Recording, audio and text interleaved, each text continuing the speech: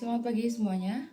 Hari ini kita akan mengevaluasi hasil peluncuran aplikasi sekaligus membahas beberapa hal penting yang muncul setelahnya.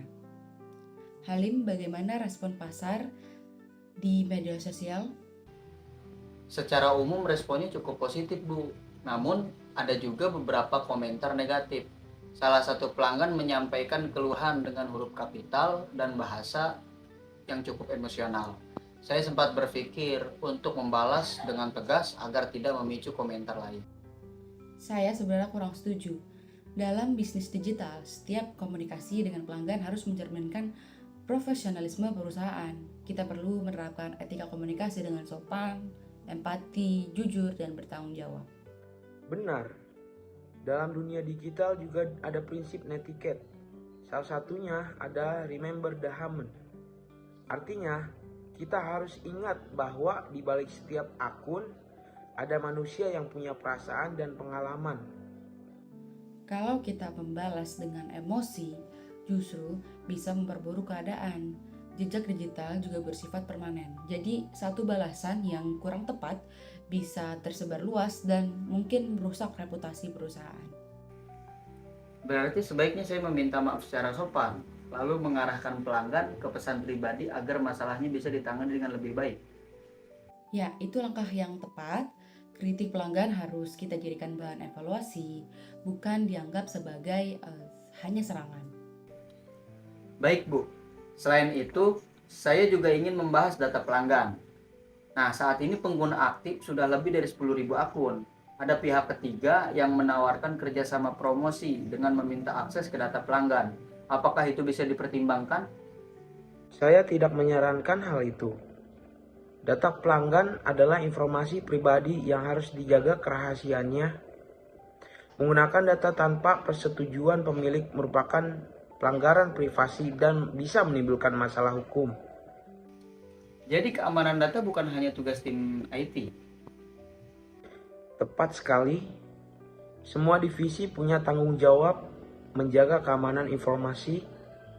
Dari sisi teknologi, kami menerapkan prinsip CIY Triad. Bisa dijelaskan secara singkat? Tentu, confidentiality memastikan hanya pihak berwenang yang bisa mengakses data. Integrity menjamin data tetap akurat dan tidak manipulasi, sedangkan availability memastikan data tetap tersedia saat dibutuhkan. Untuk mendukung itu, perusahaan menggunakan enkripsi data, autentikasi 2 faktor, firewall, dan pencadangan data secara berkala. Langkah-langkah ini penting untuk mencegah ancaman seperti phishing, malware, dan ransomware.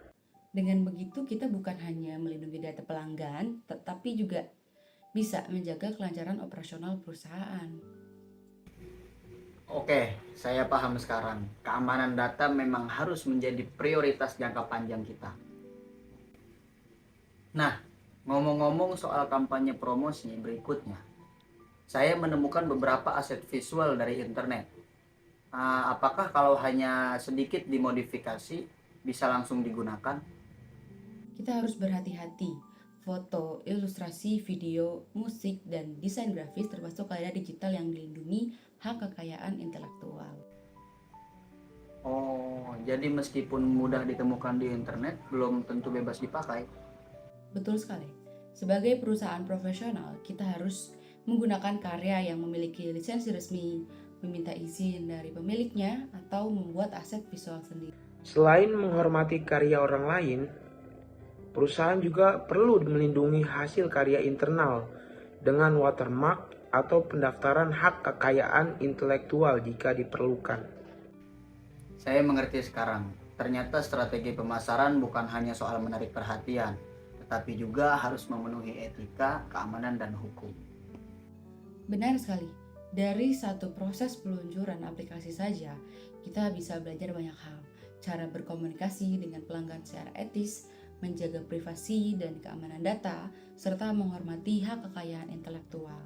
Kalau semua itu diterapkan dengan baik, perusahaan bisa membangun kepercayaan pelanggan dan mengurangi resiko di era digital. Saya setuju. Mulai sekarang, setiap langkah promosi dan pelayanan harus mempertimbangkan etika, keamanan, dan kepatuhan hukum. Itulah kunci bisnis digital yang berkelanjutan. Bukan hanya inovatif, tetapi juga aman, bertanggung jawab, dan menghargai hak semua pihak.